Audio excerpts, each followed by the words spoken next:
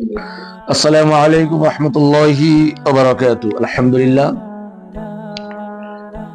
আজকে একটি হাদিসের উপর আলোচনা করতে চলেছি মাহে রমজানের পরিপ্রেক্ষিতে, রমজানের বিষয়ের উপরে। রাসূল পাক সাল্লাল্লাহু আলাইহি ওয়াসাল্লাম ইরশাদ করেছেন, হযরত আবু হুরায়রা হতে হাদিসটি বর্ণিত,